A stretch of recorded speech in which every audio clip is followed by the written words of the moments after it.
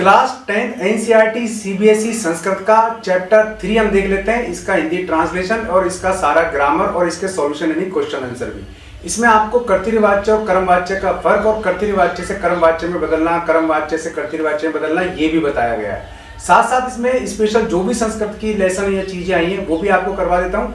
Video को like जरूर कर देना। स्वागत है आपका यूट्यूब चैनल पढ़ो अकेडमी पर। मैं हूं आपका दोस्त नितेश। चलिए आज देखते हैं संस्कृत एनसीईआरटी क्लास 10 का चैप्टर 3 और आने वाले जो आपके बोर्ड एग्जाम्स हैं उसमें से इसमें से काफी सारे मैटर आ सकता है, तो ये भी आपको ध्यान रखना क्योंकि मॉडल टेस्ट पेपर भी आपको यहाँ मिल जाएगा। इंपॉर्टेंट क्वेश्चन भी आपको यहाँ मिल जाएंगे क्लास 10 के संस्कृत के बोर्ड एग्जाम्स के लिए। चलिए एक बार लेसन देख लेते हैं। तो आज देख रहे हैं हम यहाँ तीसरा पार्ट। आपको सबको पता है कि ये क्लास 10th का तीसरा पार्ट है संस्कृत का।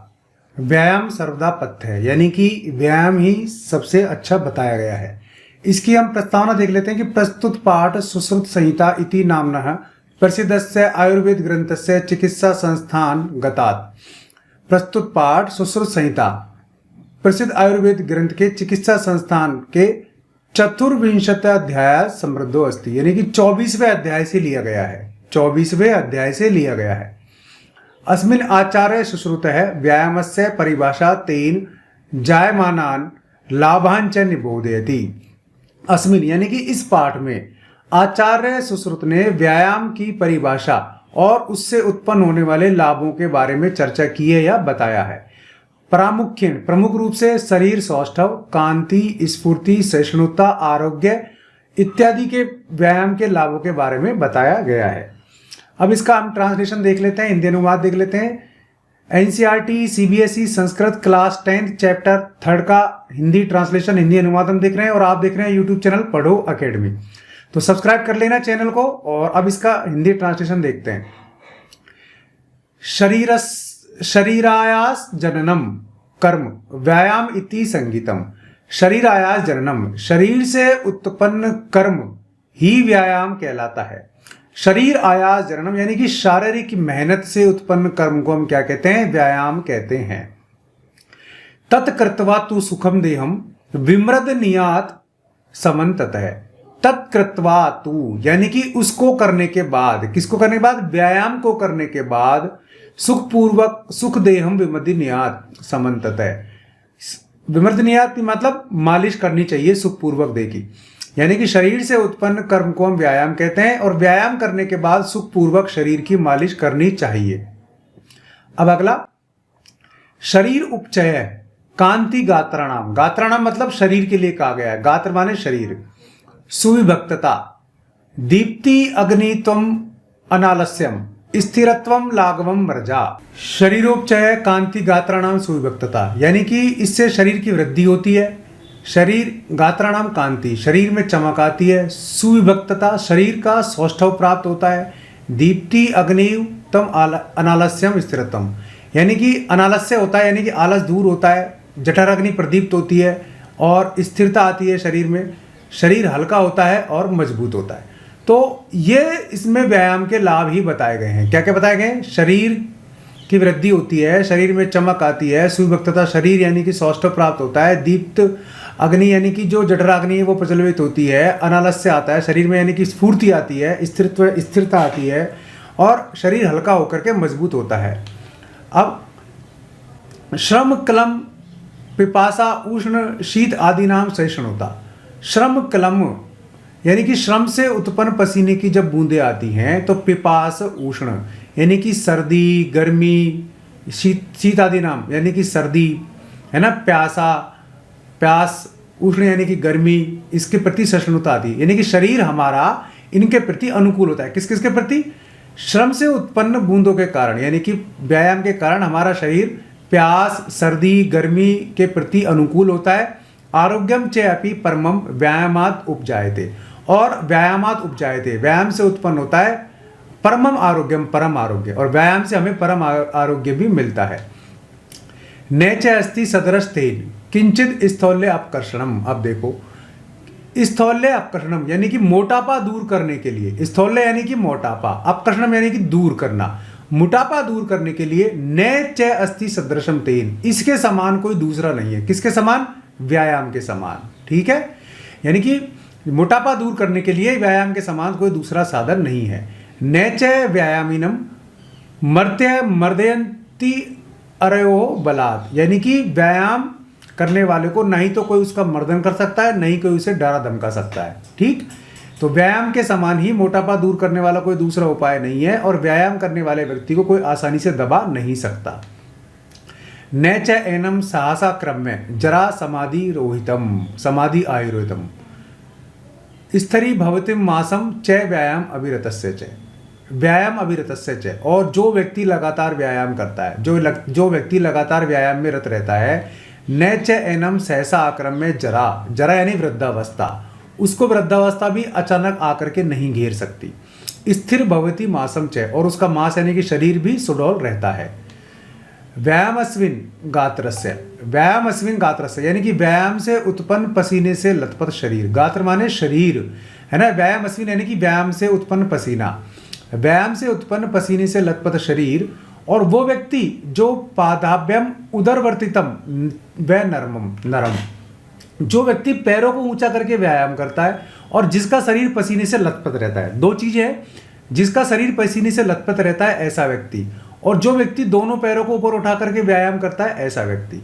व्याधयो न उपसर्पन्ति वैन तेयम इव रोगाः, वैन तेयम इव, वैन तेयम इव उर्गाः, यानी कि वैनते के पास, वैनते माने होता है बाज, जिस प्रकार बाज के पास, उर्गा यानी कि सर्प, जिस प्रकार बाज के पास सर्प नहीं आते हैं, उसी प्रकार व्याधयो न उपसर्पन्ति यानी कि बीमारियां भी उस व्यक्ति के पास नहीं आती हैं। किसके पास नहीं आती हैं? जो व्यक्ति दोनों पैरों को उठा करके ऊपर व्यायाम करता है और जो पसीने से लथपथ शरीर वाला होता है, उसके पास बीमारियां उसी प्रकार नहीं आती हैं जिस प्रकार बाज के पास सर्प नहीं आते हैं। क्योंकि बाज के पास मान लीजिए अगर सांप आएंगे तो बाज सांपों को खा जाता है।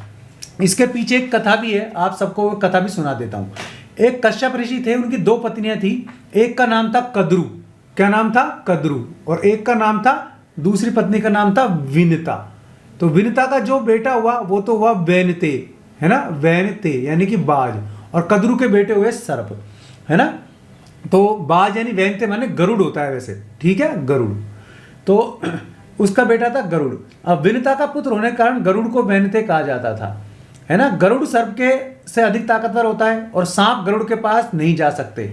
तो ये इसकी कहानी है। जिस प्रकार सांप गरुड़ के पास नहीं आते, उसी प्रकार व्यायाम करने वाले के पास बीमारियां भी नहीं आती। वह रूप गुण हीनम अपि, यानी कि वह यानी कि आयु, रूप गुण से हीन होने पर भी कुर्यात सुदर्शनम, वह अच्छा दिखाई देता है। कौन? जो व्यायाम करता है।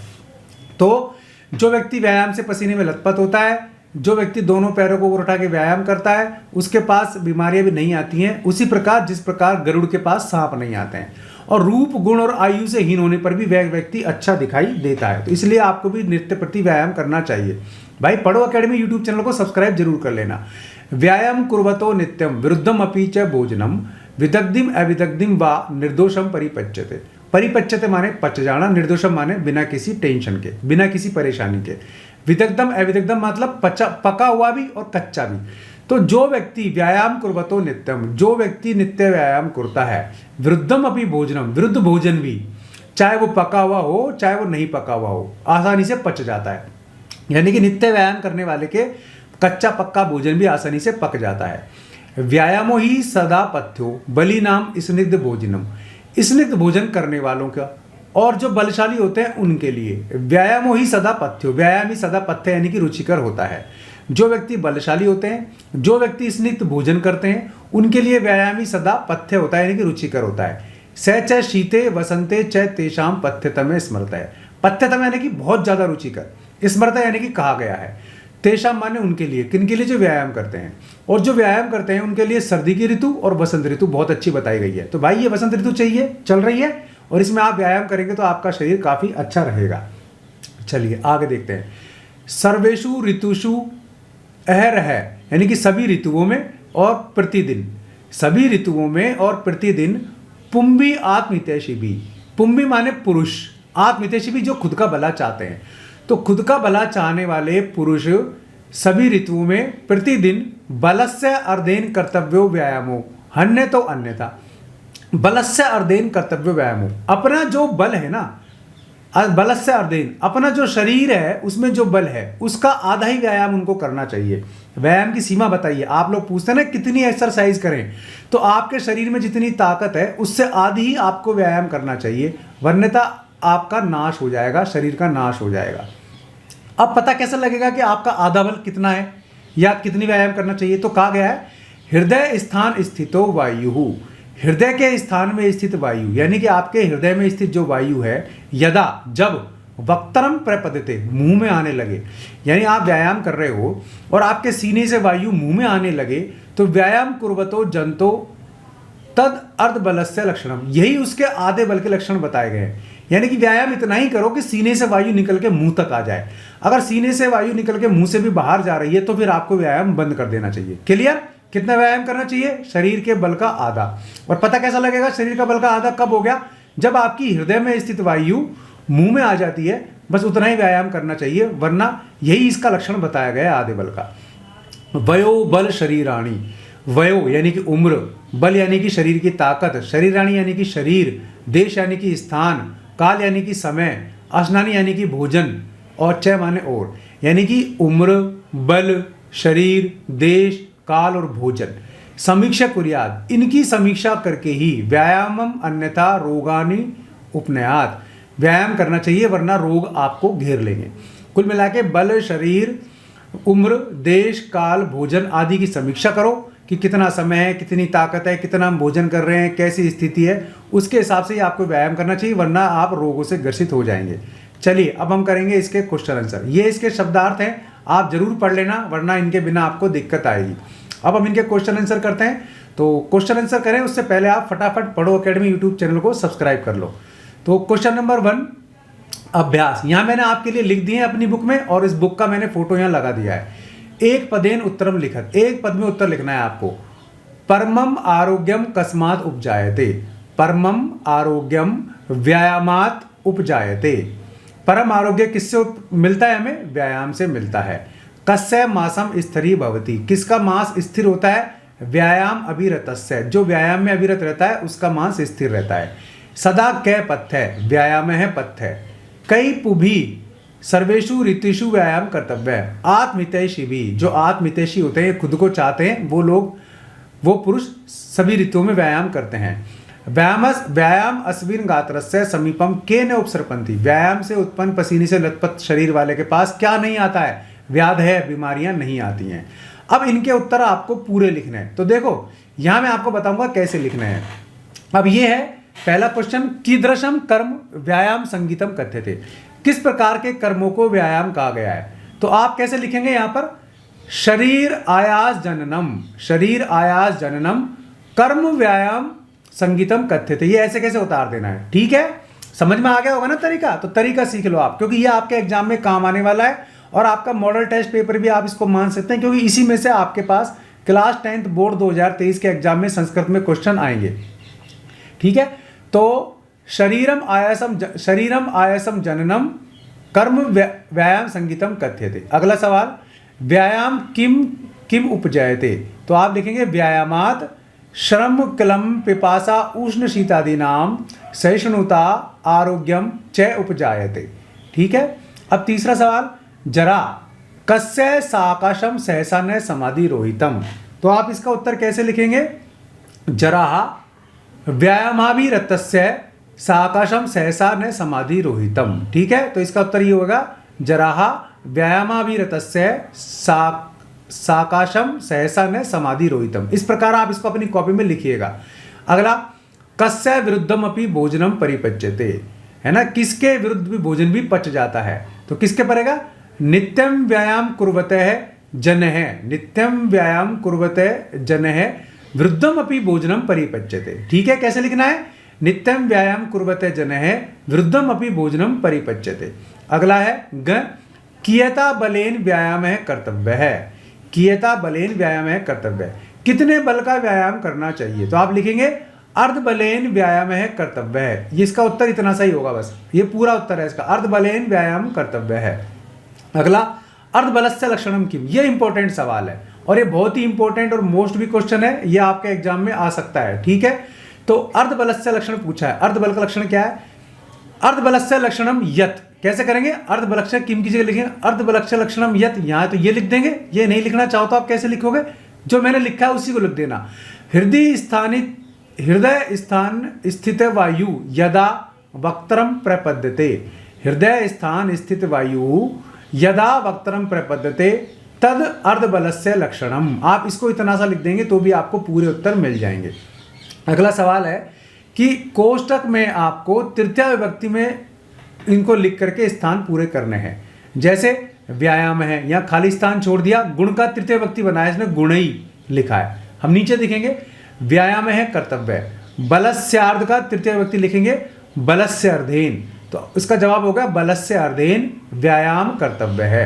अब व्यायाम का तृतीय विभक्ति बनाएंगे व्यायामेन।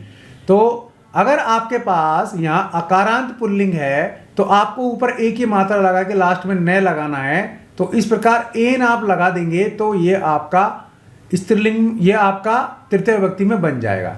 सदृश्य किंचित स्थौल्य आकर्षणम नास्ति, तो व्यायामेन सदृशम किंचित स्थौल्य आकर्षणम नास्ति, यानी कि व्यायाम से बढ़कर मोटापा दूर करने का कोई उपाय नहीं है। अगला देखिए विना जीवनम व्यर्थम, तो विना के योग में तृतीय विभक्ति वैसे भी आती है। विद्या का तृतीय विभक्ति आकारांत अगर स्त्रीलिंग है, आकारांत यानी लास्ट में आ, जैसे विद्या में आ गया, तो आपको यहाँ आ की मात्रा की जगह केवल आ है नजर आएगा बीच में। तो जैसे विद्या का हमने क्या लिखा विद्या, तो विद्या ना लिख करके विद्या लिखा हमने, नीचे भी ऐसे आएगा देखना आप। तो विद्या विना जीवनम व्यर्थ है। खंजय अस्थि, तो यह अंग विकार आ गया यानी कि लंगड़ा होना, इसमें भी तृतीय विभक्ति आएगी। तो चरण का तृतीय विभक्ति चरणेन है ना, यहाँ अकारांत है यानी कि लास्ट में अ है तो हमने यहाँ एन लगा दिया, ठीक है। और अगर यहाँ मान लीजिए आ आएगा तो हम यहाँ आ है तो फिर यहाँ एक आ जाएगा। तो सूपकार है भोजनम जिगृति, सूपकार नासिकया भोजनम जिगृति, नाक से भोजन सूंघता है, ठीक है ना। जिगृति यानी कि सूंघना या ग्रहण करना। तो नासिकया अकारांत अगर आएगा, अगर एक ए मात्रा है तो एन लगाएंगे, है ना। और अगर दो मात्रा वाला आ आया तो फिर ए और या आ जाएगा, है ना। आया नासिकया विद्या, क्लियर। तो ये आपके तृतीय विभक्ति बनाने के शॉर्ट रूप है। अब चौथा सवाल देखेंगे। तो पढ़ो अकेडमी यूट्यूब चैनल को फटाफट सब्सक्राइब कर लो भाई, है ना। प्रश्नों का निर्माण करना है तो केवल जो प्रश्नवाचक शब्द हैं इनको हमें चेंज कर देना है, बाकी ऐसे के ऐसे लिख देना है। तो देखो शरीरस्य आयास जननम कर्म व्यायाम इति कथ्यते, तो यहाँ करेंगे हम कस्य लगा देंगे, कस्य आयास जननम कर्म व्यायाम इति कथ्यते। ऐसे ही आएगा के व्यायामिन न आर्दयन्ति, यहाँ आएगा कई सर्वदा व्यायाम कर्तव्य है। व्यायाम कुर्वतः कीदृशम भोजनम अपि परिपच्यते, गात्राणाम की जगह लिखेंगे हम केशाम सुविभक्तता व्यायाम संभवति, क्लियर। अगला सवाल देखो, षष्ठ श्लोक से भावाम आश्रित रिक्त स्थान पूरे, छठे श्लोक का भाव के आश्रित होकर इसका रिक्त स्थान पूर्ति करो। यथा जिस प्रकार वैनतेय से समीपे उर्गा न गच्छन्ति, जिस प्रकार गरुड़ के समीप उर्गा यानी कि सर्प नहीं जाते हैं, एवं उसी प्रकार व्यायामिने जनस्य, व्यायाम करने वाले व्यक्ति के समीप व्याधय यानी कि बीमारियां न गच्छन्ति नहीं जाती हैं। जिस प्रकार गरुड़ के पास सर्प नहीं जाते हैं उसी प्रकार व्यायाम करने वाले के पास बीमारियां भी नहीं जाती हैं। व्यायाम है वयो रूप गुणहीनम अपि जनम सुदर्शनम अस्ति करोति, तो व्यायाम करने वाला का अगर रूप गुण और आयु भी नहीं है तो भी वो अच्छा दिखाई देता है। अगला सवाल पांचवा, व्यायाम के लाभ पर आपको 5 पंक्तियां लिखनी है, तो आपको संस्कृत भाषा में इसमें से याद करना है। अब यथा निर्देशम उत्तरत, इनके जिस प्रकार निर्देश दिया गया इनके उत्तर लिखने हैं।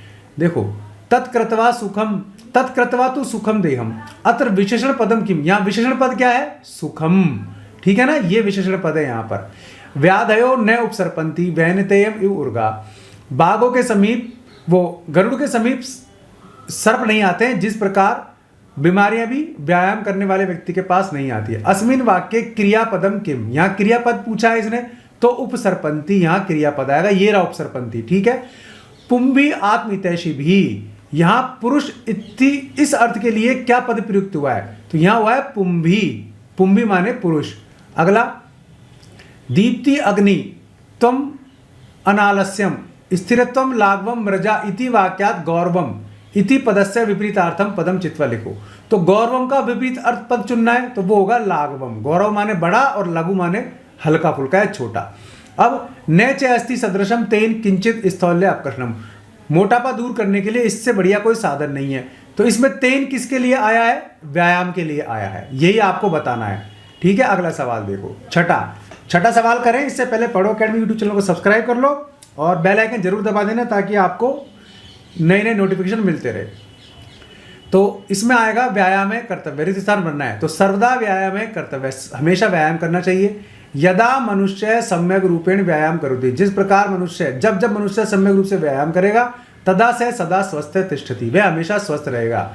व्यायामेन असुंदरा अपि सुंदरा भवति, व्यायाम से जो सुंदर नहीं होता वो भी सुंदर दिखाई देता है। अपि माने भी, व्यायामिने जनस्य साकाशम वार्धक्यम सहसा नायति, व्यायाम जो व्यक्ति है वो सहसा ही सुंदर दिखाई देता है।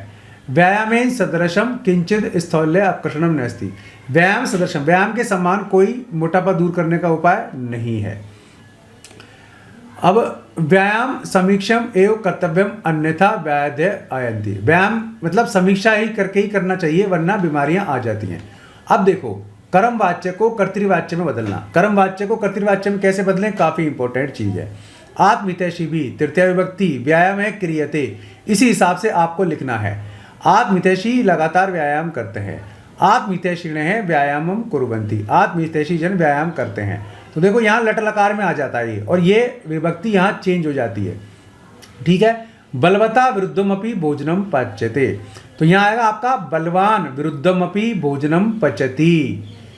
जनै व्यायामेन कांति लभ्यते, जनः व्यायामेन कांतिम लभन्ते।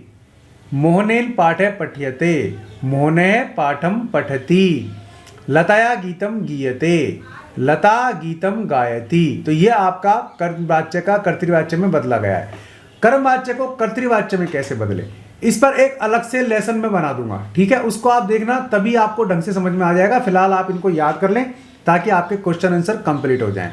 अगला, अतोलिखितेषु तद्धित पदेषु प्रकृति प्रत्यय अलग करने हैं हमको। तो देखो, पथ्य तम है, तो पथ्य यहाँ मूल शब्द है, तमप यहाँ प्रत्यय है ना। सहिष्णुता, सहिष्णु यहाँ मूल शब्द है, तल यहाँ प्रत्यय है, तो तल का ता शेष रहता है ना। तमप का तम शेष रहता है ना। अग्नित्वम, अग्नि यहाँ मूल शब्द है और त्व प्रत्यय है, तो त्व का भी त्व ही शेष रहेगा। स्थिरत्वम, स्थिर यहाँ मूल शब्द है, त्व प्रत्यय है। लाघवम, लघु यहाँ शब्द है, अण यहाँ प्रत्यय है। ठीक है ना, अण में अम भी शेष रहता है। ठीक है, तो ये इसके प्रकृति प्रत्यय हो गए। योग्यता विस्तार, ये कहानी आपको पढ़ लेनी है। अब देखो यहाँ एक बार, यह आपसे बड़ी क्लास में पूछ सकता है। शौर्यम, शौर्य में शूर शब्द है, शेज प्रत्यय, शेज का मतलब होता है भाव, तो शूरज से भाव शौर्यम। सौंदर्यम में सुंदरता, सुंदर शब्द है, शेज प्रत्यय सौंदर्यम।